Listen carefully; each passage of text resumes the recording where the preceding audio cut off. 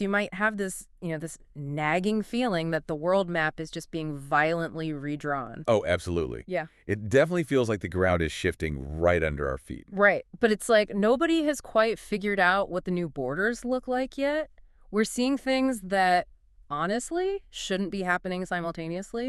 They're all happening at once. Exactly. I mean, look at the spread here. Over in the Middle East, you have these massive, unprecedented joint U.S. and Israel strikes. And we aren't just talking about hitting some empty warehouses. No, no, no. Reports are saying dozens of top Iranian leaders have been taken out, potentially even including the Ayatollah. And then, you blink, you look over at South America, and suddenly the leadership in Venezuela is just being deposed. Right, and if you treat those as isolated incidents, just, standard geopolitical noise, You miss the actual story. you completely miss it. And that is exactly why we're here today. We are looking at a stack of research that suggests these aren't random fires breaking out.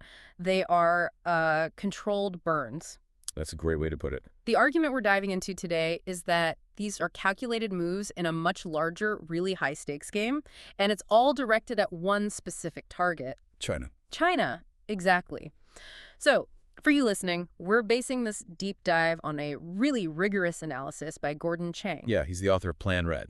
Right, Plan Red. He's this veteran China analyst, been tracking the CCP for decades, and his take on this is just fascinating. It really is.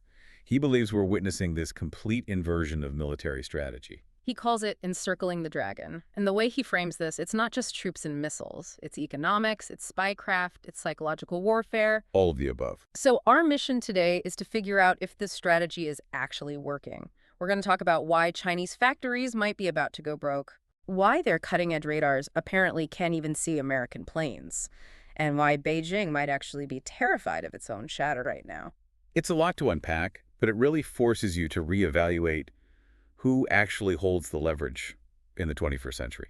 Let's start with the core concept here. Chang uses this very specific historical metaphor to describe what the U.S. is doing. He calls it encircling the cities from the countryside. Yeah. Now, I know that sounds familiar, but I couldn't quite place where I learned it when I first read the source. Well, it's deeply ironic that he uses that exact phrase, because encircling the cities from the countryside, that was the foundational strategy Mao Zedong used to win the Chinese Civil War. Oh, wow. Yeah. The logic was really simple back then. The nationalists, they held the major cities, which were basically these well-defended fortresses. Right, so you can't just march in. Exactly. Yeah. Mao knew he couldn't attack them head-on, so he didn't even try. He went for the farms instead. He went for the countryside. He captured the rural areas that supplied the cities with food, with recruits, raw materials. He basically starved the cities until they were too weak to fight. And then they just crumbled. They either crumbled or they surrendered. So Chang is arguing that the tables have completely turned here, that the U.S. is basically pulling a Mao Zedong on the Chinese Communist Party. That is the core thesis of the analysis. Yeah. In this modern geopolitical map we're looking at, China, and specifically that power center in Beijing, that is the city. The fortress. Right, the fortress. But the thing is, it is not self-sufficient. It relies desperately on this whole network of other nations for energy, for political cover, strategic reach. Okay, so who makes up the countryside in this modern version? According to Chang, he identifies countries like Iran, Venezuela, certain nations in North Africa, and even Russia. They represent the global countryside. So when we see the U.S. taking out leadership in Tehran or facilitating regime change down in Caracas, we shouldn't just be looking at that as U.S. versus Iran or U.S. versus Venezuela. No, we should see it as the U.S. burning down the supply lines to the city. By toppling these regimes, the U.S. is effectively cutting off the arteries that keep Beijing alive. Man. And the scary part for Xi Jinping is that he can't seem to do a single thing about it. That was actually one of the weirdest details in the source material for me.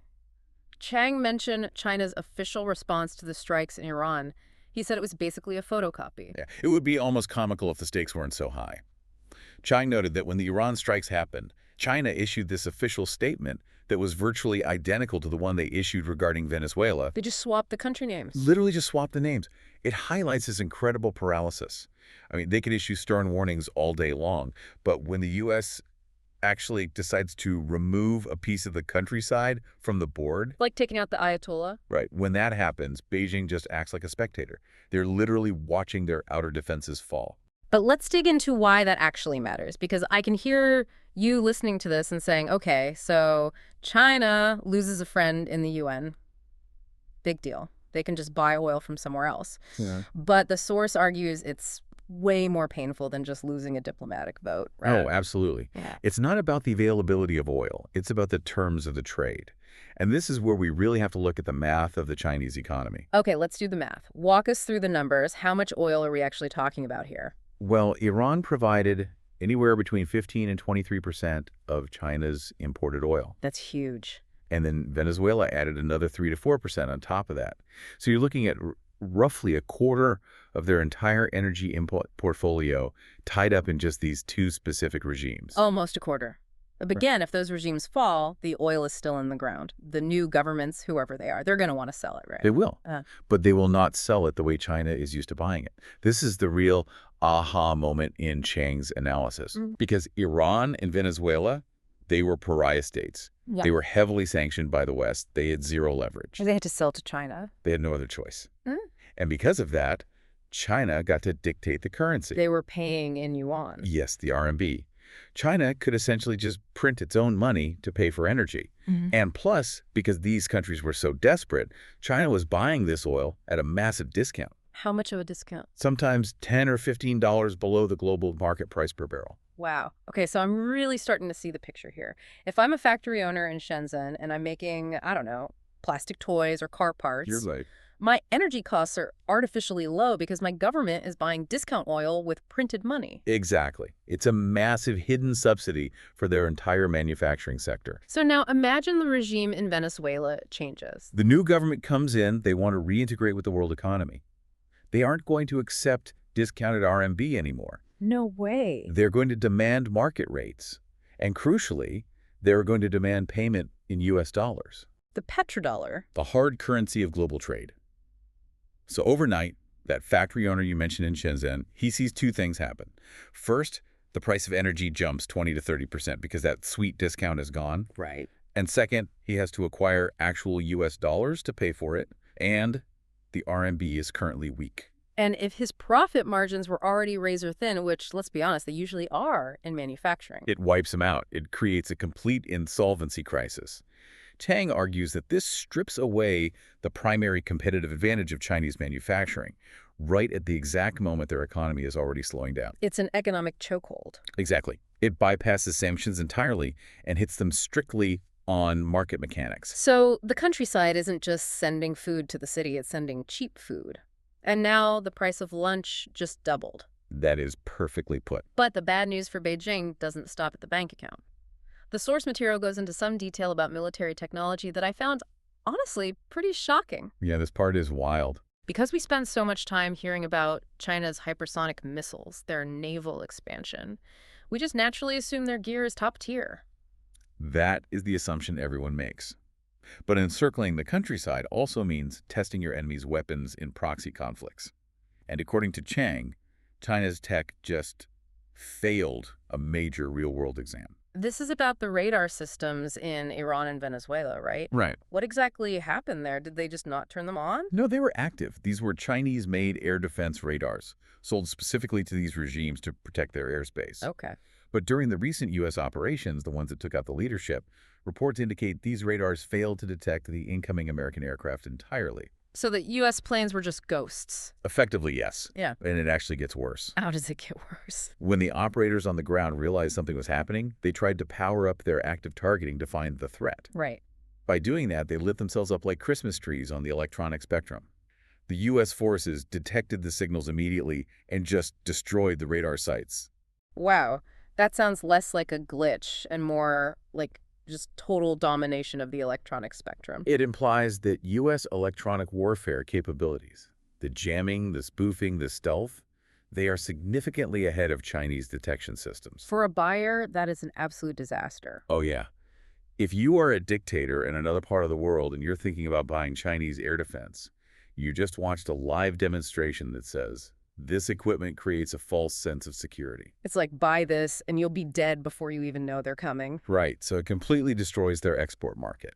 But the deeper implication is for the Chinese mainland itself. Oh, because they use the same stuff. Exactly. If these represent the export versions of the systems protecting Beijing and Shanghai, the Chinese leadership has to be asking themselves a terrifying question right now. Does our shield actually work? Exactly. It's one thing to suspect your gear might be a little inferior. It's a completely different thing to see it smoking in a crater on Al Jazeera. It creates doubt. And doubt is an incredibly dangerous thing in a dictatorship. Speaking of doubt in the dictatorship, let's pivot to what is happening inside the walls of the city. Because you'd think, with all this external pressure, Xi Jinping would be rallying the troops. You would think so. But the source says he's doing the exact opposite. He is purging them. Chang describes the Chinese military establishment as being in a state of absolute chaos right now. What's I happening? think Xi has initiated this massive sweep of the leadership. He's removing generals, top officials, and we aren't just talking about, corruption crackdowns on low-level bureaucrats. He is taking out the actual warfighters. But why? If you feel encircled, don't you need your best guys on the front line? Who's actually running the army if he's firing everyone? That is the multi-million-dollar question. Nobody really knows. The source highlights one specific removal that is particularly damaging. General Zhang Yuxia. I don't actually recognize the name. Who is he? He was the vice chairman of the Central Military Commission. Basically the #1 uniformed officer in the entire country. But more importantly than his title, General Zhang was one of the very few people left in the upper echelons of the PLA who had actual combat experience. Oh. He fought in the Sino-Vietnamese conflicts. He actually knew how a war smells and feels on the ground. And she fired the one guy who actually knows how to fight. He removed him. And Chang argues that this has effectively severed the chain of command.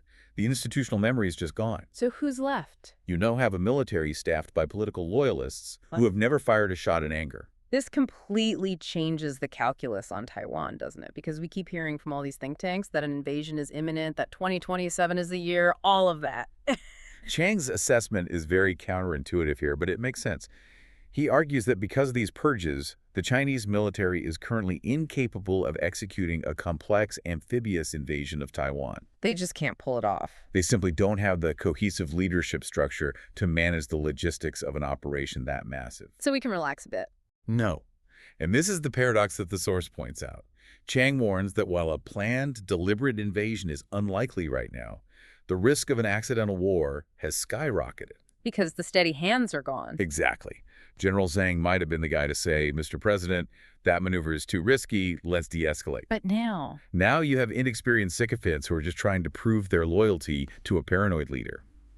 So if a U.S. ship gets too close, or a plane intercepts too aggressively, there is no adult in the room to stop the spiral. we aren't looking at D-Day, we're looking at the guns of August. A stumble into catastrophe. Yes, a stumble. That is almost more terrifying, to be honest. A calculated enemy you can deter. A clumsy, paranoid enemy is just a total wild card. And Chang suggests the wildcard plays are actually already happening, just not with conventional missiles. This brings us to the unrestricted warfare part of his analysis. Yeah, this part of the deep dive got dark really fast. It did. Because the source details some really strange incidents on U.S. soil that I hadn't connected to the CCP before. It's very disturbing. Chang points to the discovery of a secret biolab in Reedley, California. Right. And this wasn't some high-tech corporate facility. It was an illegal warehouse operation. They had garden hoses, unauthorized electrical hookups.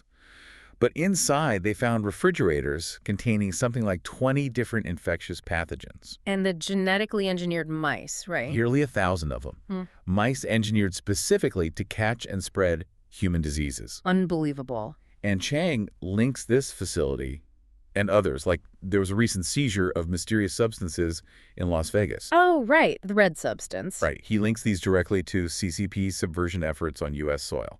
I mean, it sounds like something straight out of a Tom Clancy novel. Is the argument here that they are prepping for literal biological attacks? The argument is that they are engaging in what they call total war or unrestricted warfare. Chang references a speech by General Chie Ho-shin from the early 2000s. Now, it's a controversial document. It's often debated in intelligence circles. But in it, the general allegedly discusses the necessity of clearing the land in North America to make space for Chinese habitation.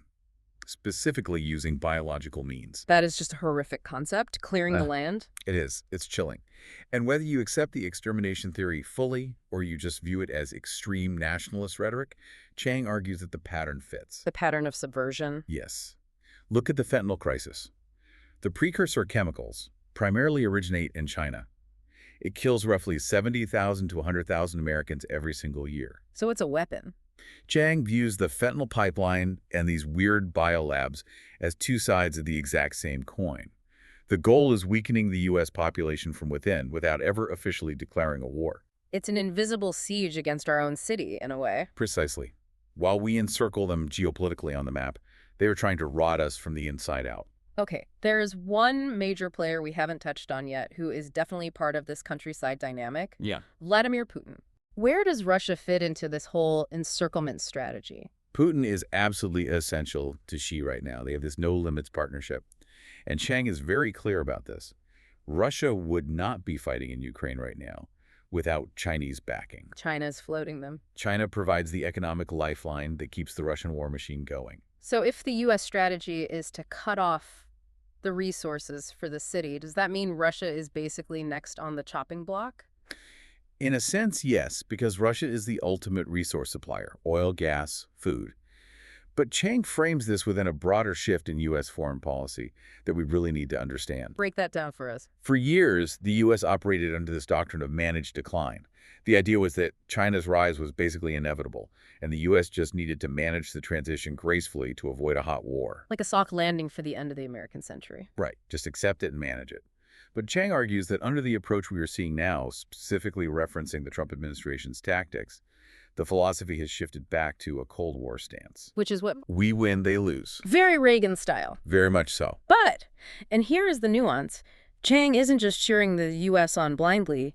He actually heavily critiques the current U.S. administration for not going hard enough on the optics. What does he mean by the optics? We just took out the Ayatollah, deposed the Venezuelan leadership. That seems pretty hard.